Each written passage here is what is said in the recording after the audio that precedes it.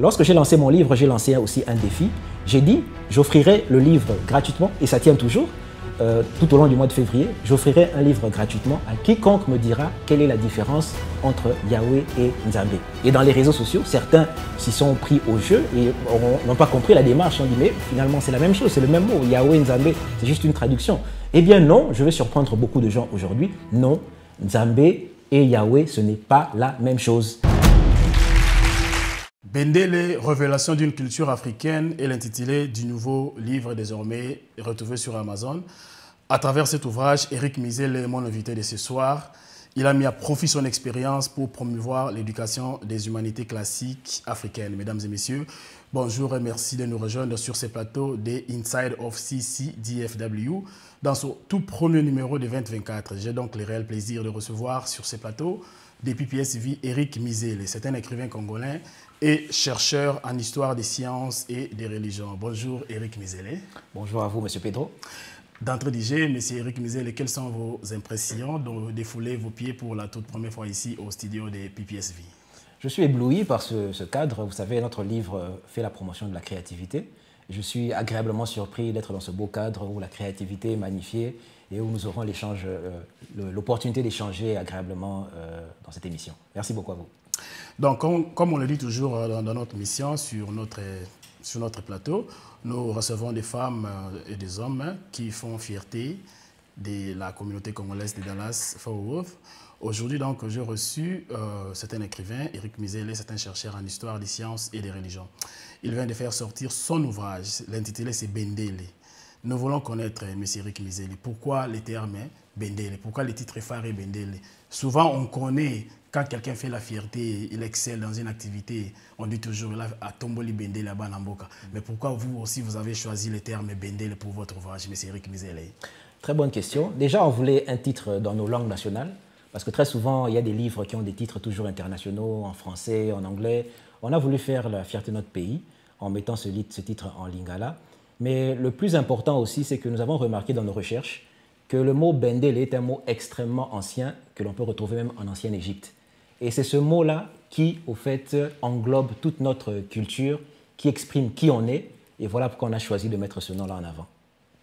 Et si nous voyons le livre, donc Révélation d'une culture africaine en bas, nous voyons aussi la face d'un grand animal féroce, le léopard. Pourquoi avez-vous choisi de mettre le visage du léopard sur le livre?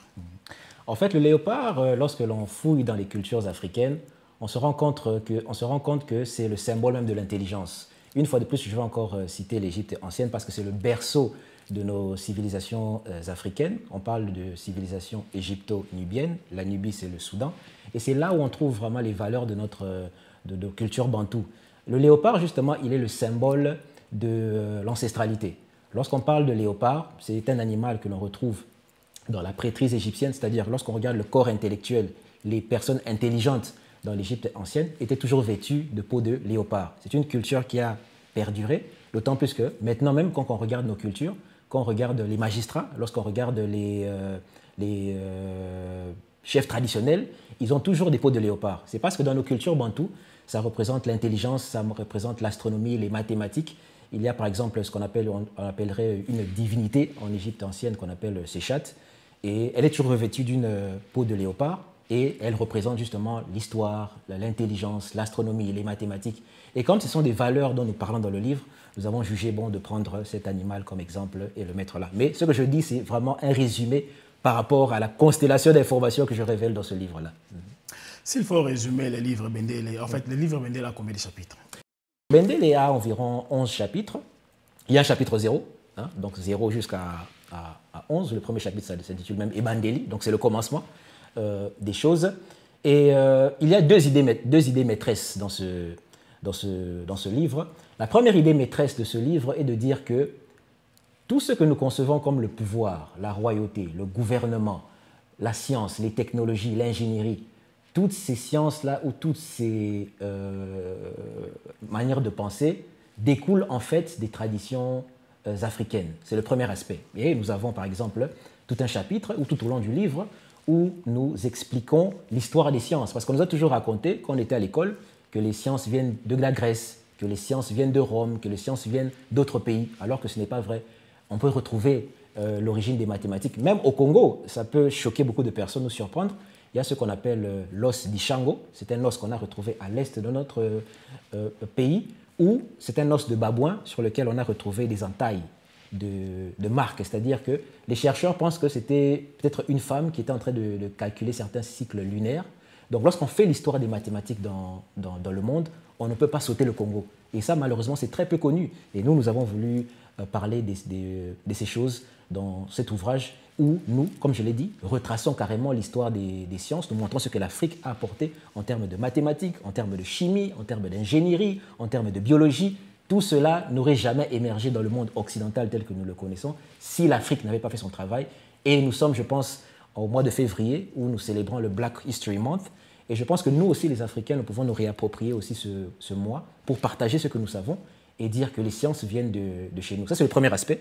Deuxième grand aspect du livre, et je pense que c'est là où ça va faire un tout petit peu polémique, c'est de dire aussi que les grandes religions du monde, les grands mouvements religieux, découlent en fait de ces mêmes traditions et coutumes africaines. Si elles n'avaient pas existé, eh bien, ces grands mouvements religieux aussi n'auraient probablement jamais émergé. C'est ça, en résumé, l'idée de Bendele. Comment pouvez-vous expliquer les grands mouvements les grands mouvements religieux découlent de ces cultures africaines? Comment pouvez-vous justifier ça? Alors, très très bonne question. Alors, cela va renvoyer à la première question que vous m'avez posée, ou la deuxième, lorsque vous m'avez demandé que signifie Bendele. Lorsqu'on fait de la linguistique, on se rend compte que les noms que l'on attribue à Dieu dans différentes religions découlent de ce nom Bendele. Parce que les mots comme Elohim, Eloa, Allah, Baal, par exemple, découlent directement de cette racine Bendele. Comment l'expliquer? Déjà, les détails sont dans le livre. Je vais juste être très succinct. Si on veut en savoir plus, il faudra lire l'ouvrage et c'est très passionnant. Il y a en fait un symbole mystérieux qu'on retrouve dans les hiéroglyphes égyptiens. Je rappelle que les hiéroglyphes, pour être pédagogiques, ce sont les symboles que les anciens Égyptiens utilisaient pour écrire. Il y a un symbole que dans la grammaire en égyptologie, on appelle symbole R8. Ce symbole-là, c'est le symbole d'un drapeau. Et il a 3 lettres, au fait. Il a NTR. Je ne vais pas faire toute la démonstration ici, elle est dans le livre. Mais ce NTR-là, en linguistique, il devient NDL, ce qui veut dire Ndele. Et en Chiluba, par exemple, Ndela, ça signifie l'ancêtre. Quelqu'un qui est mort et qui a été divinisé, qui devient un ancêtre. Et ce mot-là, Ndela, on peut lui rajouter ce qu'on appelle en linguistique un préfixe de classe, d'où ça donne Bendele. Voilà pourquoi nous avons ce nom-là qui représente Dieu. Et c'est le même nom qui donne Elohim, Allah et Baal. Et il y a quelque chose d'encore plus surprenant. Lorsque vous regardez le mot Bendele, vous pouvez vous poser la question, mais comment on dit drapeau en espagnol? Comment on dit drapeau en italien? Comment on dit drapeau en portugais? Vous verrez que c'est Bendera, Ibendera. Pourquoi? Quel est le rapport entre le mot du drapeau en espagnol, en italien, en portugais et en lingala et en kinyarwanda? En kinyarwanda, par exemple, le drapeau, c'est Ibendera. Comment ce mot-là africain a pu se retrouver en Europe? On se dira, mais non, c'est peut-être eux qui nous ont rapporté parce qu'on dit par exemple sapato en lingala, on dit mesa, ce sont des mots portugais qui sont venus en lingala. Mais non, au contraire, Bendele, c'est un mot qu'on retrouve aussi bien en Égypte ancienne, et l'Égypte ancienne existait avant que le Portugal n'existe. Et on sait très bien comment ces mots sont arrivés en Europe parce que au Moyen-Âge, par exemple, il y avait des Africains qui ont colonisé l'Europe avec les Arabes, ce qu'on appelle l'invasion maure. Ce qui fait que beaucoup de vocabulaires sont passés de l'Afrique ou du Moyen-Orient en Europe. Voilà pourquoi, par exemple, on dit algèbre. Quand on dit algèbre, c'est un nom qui vient des langues arabes, par exemple. Et le mot Bendele est passé justement en Occident, qui va être transformé en Bendera, qui est le mot du drapeau en espagnol, en portugais et autres. C'est ce symbole-là qui est le symbole au fait de Dieu dans les langues anciennes. Et c'est comme ça au fait que ces cultures-là africaines sont passées en Europe, surtout que beaucoup d'Européens ont colonisé, sont venus attaquer les Africains. Hein. Il y a eu les Grecs, il y a eu les Romains, il y a eu les Assyriens. Beaucoup sont venus attaquer et ont pris les cultures africaines et ont rapporté chez eux. Voilà. Donc, à vous qui venez de se joindre à nous, nous sommes au studio de PPSV. Donc, j'ai reçu pour vous un écrivain congolais et chercheur en histoire des sciences et religions. Son nom, c'est Éric Mizele. Nous allons prendre une petite pause et on se retrouve dans quelques minutes.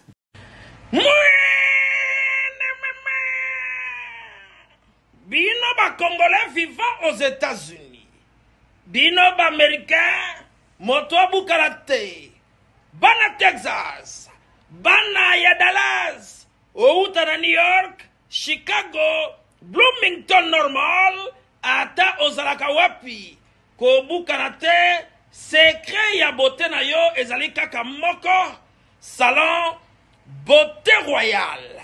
Beauté royale, c'est John Abdallah Nakati ya Texas, na Dallas. Aïe, regarde comme je suis beau. Non, naturellement je ne suis pas beau. C'est John Abdallah qui me fait beau.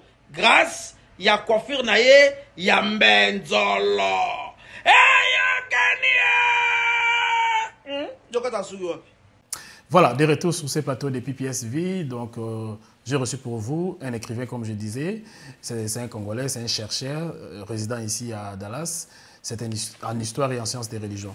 Monsieur Éric Mizele, autre question. S'il faut résumer votre ouvrage qui contient beaucoup de chapitres, s'il faut résumer, donner un résumé, que dira-t-on? Qu'est-ce que tu vas dire si quelqu'un veut ne pas vous lire, il suit notre émission? Donc, qu'est-ce que tu veux que les gens sachent dans cet ouvrage Bendele, Révélation d'une culture africaine, en résumé en quelques mots? Déjà, j'aimerais dire que le livre, il est très facile à lire, même s'il paraît un peu intimidant avec ses 500 pages. Mais à chaque fin de chapitre, nous avons mis un petit résumé, ce qui fait qu'on peut lire facilement le livre parce qu'il y a un résumé à chaque fin de chapitre. Et à la fin du livre, il y a aussi un tableau qui permet de résumer un peu tout ce que l'on a dit. Ce que l'on veut que les personnes puissent retenir en lisant Bendele, c'est qu'il y a un changement de mentalité qui peut être fait en connaissant notre histoire. Nous nous plaignons tous qu'il y a un problème de mentalité, un problème de comportement, un problème de leadership auprès de nos élites, auprès de nos politiques, auprès de nos économies. Mais Bendele est justement la source qui peut nous permettre de nous reconnecter à nos valeurs et justement construire de meilleurs leaders. Et là, ça se fait en deux grands points, comme je l'ai dit. Il faut d'abord connaître d'où nous venons, connaître notre histoire, ce que nous avons apporté à la science, et comment le point de vue spirituel peut aussi être révolutionné par rapport à ça. Nous nous plaignons souvent que nous sommes un peuple qui prie beaucoup, mais nous ne voyons pas toujours les résultats de ces prières-là. Mais dans cet ouvrage, nous expliquons justement pourquoi, qu'est-ce qui se passe. Et les gens seront très surpris de voir le résultat. Donc, vous faites allusion aux pasteurs et aux hommes scientifiques qui vont se retrouver, tout le monde. Hein? Tout à fait, tout à fait, tout à fait. Les pasteurs, les hommes scientifiques se retrouveront et beaucoup découvriront des choses qu'on ne leur a jamais appris en théologie. D'autres choses qu'on apprend en théologie mais que les pasteurs ne révèlent pas aux fidèles. Vous comprendrez dans l'ouvrage. Et aussi, comme je l'ai dit, des éléments que même les pasteurs ne connaissent pas et ignorent. Et cela va surprendre beaucoup de personnes. Monsieur Éric Mizele est un Congolais qui fait notre fierté, un chercheur en histoire des sciences et des religions. Quelque part, nous avons lu dans votre ouvrage, vous faites une différence entre Yahweh et Nzambé. Pourtant, on connaît dans nos églises, quand nous parlons de Yahweh, on invoque toujours Dieu. Que dira-t-on? Oui, voilà pourquoi nous insistons sur le fait qu'il faut absolument connaître la linguistique. Ce livre est un livre pluridisciplinaire, c'est-à-dire que nous avons utilisé l'égyptologie, l'exégèse, la linguistique, la biologie, la génétique, les mathématiques, l'histoire, afin de pouvoir expliquer ce qui se passe vraiment dans l'histoire et ce qui se passe même dans les religions. Lorsque j'ai lancé mon livre, j'ai lancé aussi un défi. J'ai dit, j'offrirai le livre gratuitement, et ça tient toujours, tout au long du mois de février, j'offrirai un livre gratuitement à quiconque me dira quelle est la différence entre Yahweh et Nzambé. Et dans les réseaux sociaux, certains s'y sont pris au jeu et n'ont pas compris la démarche. On dit, mais finalement, c'est la même chose, c'est le même mot. Yahweh, Nzambé, c'est juste une traduction. Eh bien non, je vais surprendre beaucoup de gens aujourd'hui. Non, Nzambé et Yahweh, ce n'est pas la même chose. C'est-à-dire qu'il y a un ou même des versets dans la Bible où ces deux entités sont séparées. C'est deux dieux différents, c'est deux choses différentes. Comment ça? Oui, c'est-à-dire que quand vous faites la linguistique, il y a un verset que je ne révélerai pas ici, il faudra lire le livre pour voir le verset. Nzambé et Yahweh, ce n'est pas la même chose. Quand vous invoquez, vous priez Nzambé et Yahweh, vous mettez les deux. Non, les deux ne s'entendent pas. C'est deux choses complètement différentes. Et dans la Bible, il y a un verset où ils sont en conflit. Mais vous devez lire pour comprendre. Voilà, c'est deux choses différentes. Donc quand vous appelez Yahweh Nzambé, ce n'est pas la même chose. Historiquement, ce n'est pas correct. Parce qu'ils sont en conflit, et c'est dans la Bible. Mais pour s'en rendre compte, il faut connaître la linguistique pour savoir quel est son nom là-bas. Mais ça sera clair quand vous lirez l'ouvrage. Donc je ne vais pas tout révéler ici. Monsieur Éric Mizele, donc, il lance un défi donc, à quiconque qui va retrouver le verset où il dit que Yahweh et Nzambé sont en conflit. Tout à fait. Tout à fait. Donc, édition gratuite. Édition gratuite pour vous. Donc, dédicacée. Dédicacée. Donc, à vous qui venez de se joindre à nous, donc, monsieur Éric Mizele, un chercheur congolais donc, en histoire des sciences et des religions, il lance un défi. Donc, quand tu lis ta Bible, tu vois que Nzambé et Yahweh sont en conflit. En tout cas, écris-nous donc, tu verras ton livre. Donc. Merci beaucoup, M. Eric Mizele, de nous révéler cela. Autre question était aussi, croyez-vous aux sciences mystiques, M. Eric Mizele, puisque vous êtes chercheur en sciences. Croyez-vous en sciences mystiques? Est-ce que cela existe? Très bonne question. Lorsqu'on lit Bendele, on se rend compte qu'on peut essayer de comprendre ce qui se passe là. Et je vais illustrer ça par un exemple. Lorsqu'on lit la Bible, il y a un épisode que beaucoup de gens connaissent. C'est celui de Gédéon dans le livre des Juges, qui va en guerre contre, je pense, des Madianites ou en tout cas des ennemis. Et il utilise une stratégie. Gédéon prend des vases sur lesquels il va frapper à terre. Lorsqu'il va conquérir l'ennemi, il va frapper ces vases à terre, et c'est ce qui lui permettra, avec l'aide de l'Éternel évidemment, de gagner la victoire. Lorsqu'on lit ce texte comme ça, on se dit, bon, ce n'était qu'un symbole qu'il a fait, et c'est l'Éternel qui lui a donné la victoire. Mais lorsqu'on connaît l'égyptologie, lorsqu'on étudie l'Égypte ancienne, on sait que ce n'est pas ce qui se passe là. C'est-à-dire que quand on étudie l'Égypte ancienne, il y a une catégorie en Égypte de certaines pratiques qui se font. Et lorsque des gens prennent des vases et sur lesquels ils écrivent des noms et les cassent pour aller en guerre, ce sont des pratiques occultes. Et curieusement, dans la Bible, on voit que notre ami Gédéon fait la même chose. Nous demandons des explications. Nous demandons des explications. C'est-à-dire que si nous ne comprenons pas l'égyptologie, on ne peut pas comprendre ce qui se passe là.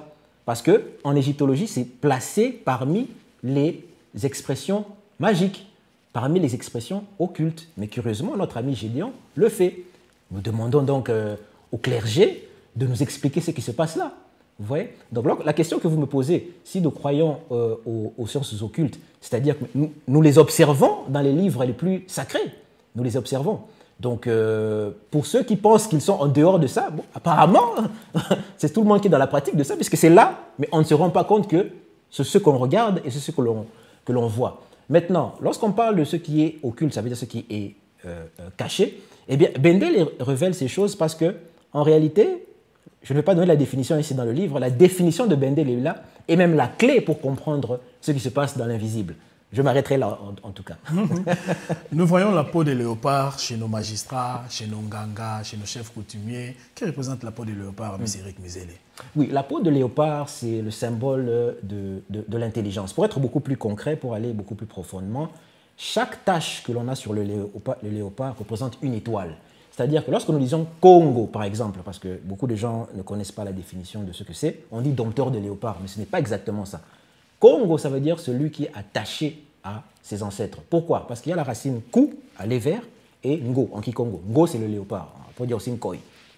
Ce Ngo-là, pourquoi nous l'utilisons? C'est un animal que nous prenons comme une image, un peu comme les anciens Égyptiens utilisaient les hiéroglyphes. Le léopard, pour nous, est une image. C'est l'image du ciel avec les étoiles. Donc chaque tache du léopard, pour nos ancêtres, ça représente les étoiles. Ça représente deux choses. Non simplement le ciel avec les étoiles, mais ça représente aussi la terre avec ses tombeaux, là où on a enterré les gens. Donc dans nos cultures, c'est que quand on enterre quelqu'un, ensuite, il va au ciel, il va rejoindre le Père dans les cieux là-bas ou dans l'au-delà. Donc le léopard, il est le symbole de l'au-delà, il est le symbole de l'ancestralité. Ce qui fait qu'on ne peut pas être congolais sans être patriote. Parce que pour avoir un territoire, il faut prouver que ses ancêtres sont enterrés là. Donc lorsqu'on dit Congo, lorsqu'on dit qu'on est congolais, on ne peut qu'être patriote. On ne peut pas être congolais sans être patriote. Si alors on n'a pas compris. Donc quand les gens disent par exemple que non, ah Mboko, Tote, Kao, Kakato, Kende, ça n'a pas de sens. Vous ne comprenez pas ce que veut dire être congolais. On ne peut pas être congolais au Congo sans être patriote. Ça n'a pas de sens. Le mot même veut dire que vous êtes attaché à votre terre et il faut le défendre envers et contre tout.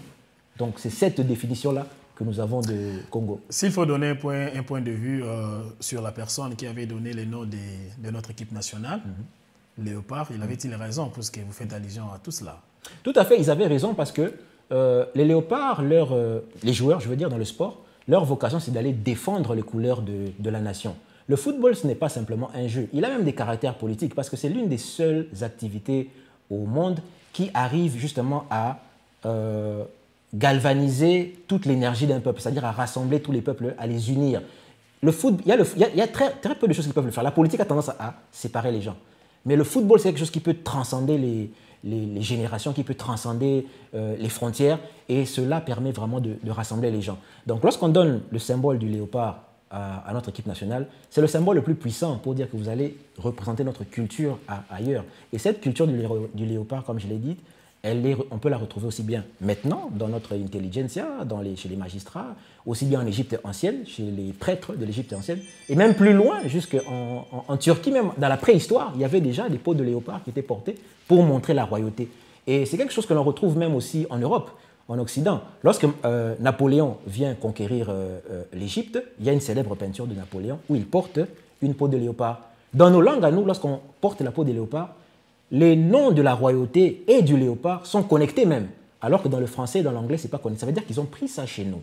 Par exemple, en Angola, par exemple, qu'on appelle Ngola, hein, le chef est appelé Ngolo.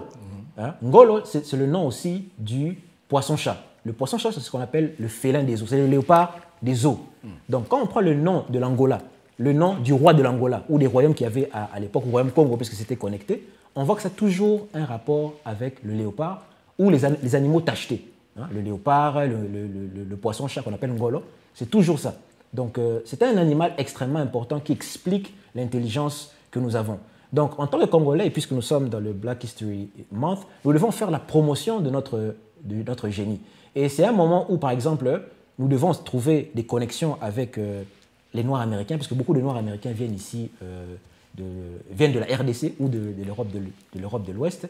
Et beaucoup de cultures comme la musique américaine, le R&B, le rock and roll, la country, tout ça vient des cultures africaines. La capoeira, ça vient des cultures Congo. Et ça nous permet justement d'avoir un dialogue avec eux. Et ça nous permettrait même d'avoir des influences, c'est-à-dire qu'on peut on peut expliquer, organiser des réunions ou des séminaires où on dit voilà quel est le pont qui est entre le Congo et les Noirs américains. C'est quand même bizarre que nous sommes Congolais, nous ne savons pas ce que c'est Congo Square par exemple, alors que c'est là où toute la musique nord-américaine est née. Donc, je suis en face de moi d'un historien. Donc, je vais entendre encore Napoléon que nous avons étudié en classe. Donc, mesdames et messieurs, nous allons pratiquement vers la fin de notre émission. Monsieur Éric Mizele, s'il faut procurer de cet ouvrage, par où nous allons les prendre? Eh bien, pour l'instant, l'ouvrage est disponible sur Amazon, c'est-à-dire sur toutes ces plateformes, amazon.fr, .com, .ca. Ça dépend de là où vous trouvez. Nous avons une exclusivité avec eux pour 6 mois et ensuite, nous allons étendre à d'autres plateformes. Et il se vend à combien, l'ouvrage? Il est à 20 $ pour l'instant, en dollars, et en euros, je crois qu'il est à 19 €, quelque chose. À toute la communauté congolaise de Dallas-Fort Worth, donc j'ai reçu pour vous Éric Mizele. C'est un écrivain congolais et chercheur en histoire, des sciences et des religions. Nous avons parlé avec lui. L'ouvrage qu'il vient de faire sortir récemment s'intitule Bendele, révélation d'une culture africaine. C'est vrai que nous n'avons pas, chez nous, nous n'avons pas la culture de lire, mais il faut lire. Que tu sois pasteur, tu vas te retrouver. Que tu ne sois pas pasteur, de tout genre, de toute tendance confondue, vous allez normalement vous retrouver. Mais c'est vrai que Mizele, votre dernière parole avant de clore cette émission. Ma dernière parole est d'abord de vous remercier de m'avoir invité ici. Et j'invite les Congolais, les Africains en général, de se procurer cet ouvrage qui va révolutionner leur mentalité. J'aime à le dire, il y aura un avant et un après Bendele. Merci. Merci beaucoup, mesdames et messieurs. Donc, l'ouvrage est là, Bendele, révélation d'une culture africaine. Vous pouvez vous en procurer sur Amazon, c'est seulement à 20 $. Donc, beaucoup de sambongo et pas de golamino congolais, Bendele Koyate, tout ça la fierté, na biso donto que nous reçoit livre oyo na Amazon. Voilà, mesdames et messieurs, c'était la fin de cette émission. D'ici là, portez-vous bien. On se retrouve au prochain numéro de Inside of CCDFW. Bye. Hi, my name is Guy Chitea. I'm an attorney, a lawyer here in Dallas, Texas. So I'm licensed to practice in Texas. My focus is on immigration matters. But since you might know, immigration is a federal matter. That means that I'm not limited to clients in Texas. I can have clients in the entire United States of America. And if you find yourself with some immigration issues, just come to see me. Feel free to see me or to call me. I do free consultation. If you have issues like citizenship, a visa petition, or even for asylum too, I help people who want to fight for asylum here in America. Thank you.